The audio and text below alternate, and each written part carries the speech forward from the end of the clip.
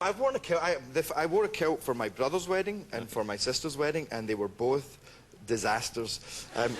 My sister's wedding, I had to do a reading. You know, it was a Catholic ceremony. It was a big Catholic ceremony. There were 400 people in the church, and I walk up and I do a reading, and then I sit down to face the congregation. I know. You know what's coming. My mother is in the front row, and she's looking at me, and I'm looking at her, and she's going.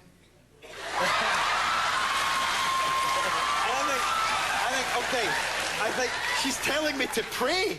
So there's only, and I go, and I'm like this, like that.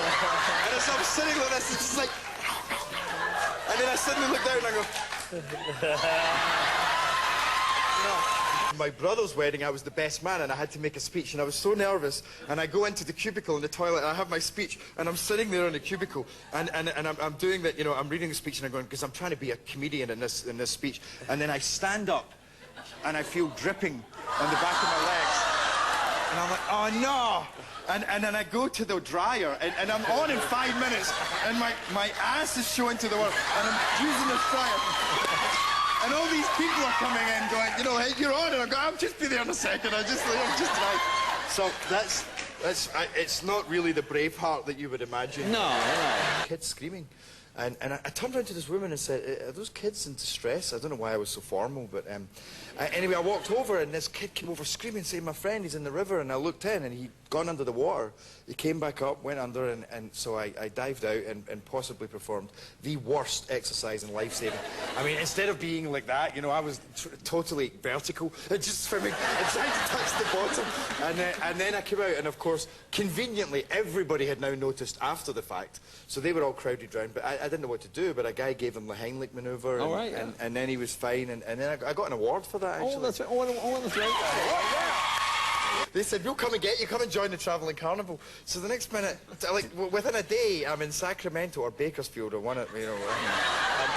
I went to both in the end, but working on this wacky wire. Has anybody ever heard of the wacky wire? Wacky wire? What is that? Wacky wire, where you come down with this piece of metal that has a loop in the middle, and you know, you bring it down without touching the wire in the middle. I couldn't even do it for 3 days. Nobody wanted to play because they're like, well, let's see you do it. I'm like, I can't. Why would I do it if you can't? And the first kid, this little kid came up on his own, and he gave me $2, and he didn't even get a centimetre. He said, I went, here, take it back. I thought, I can't do this. Within, you know,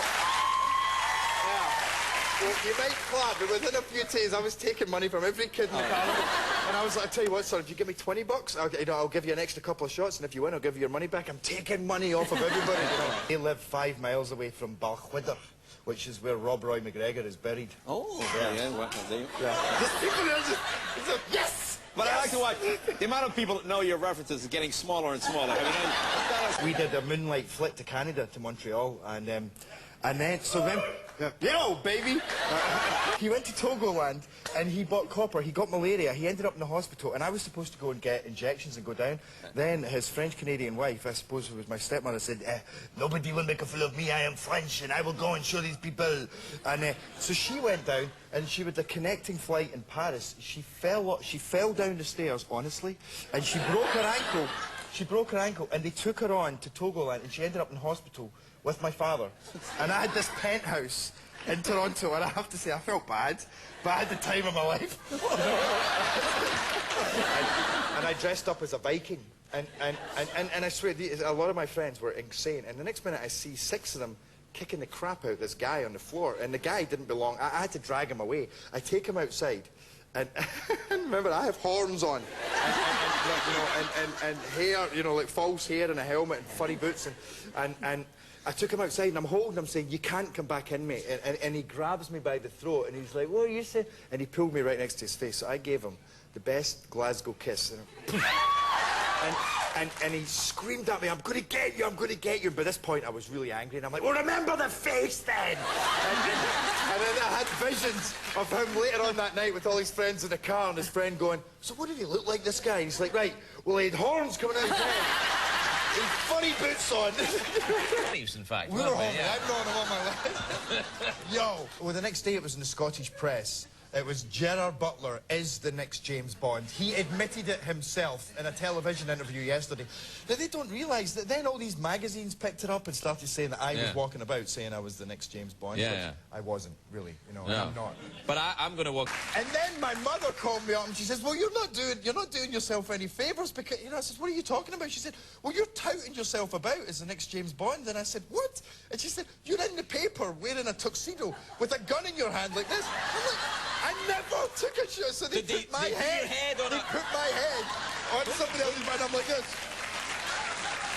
Actually, the accent I do best is American because that's the one you'd be asked to do the most. So I spent a lot of time walking about, you know, trying to pass off as an American. You know, can I have a latte, please? And, with my, you know, and waiting for somebody to go, what are you doing? It's terrible. I'll tell you my two Michael Jackson jokes. All right, why does Michael Jackson like 29-year-olds? It's because there's 20 of them.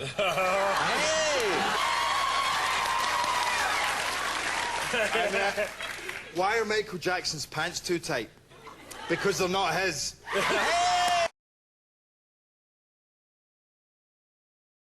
Let me know your lips. You want to know my lips? Junior's head is hot as rock. Now, Junior, behave yourself. Ow!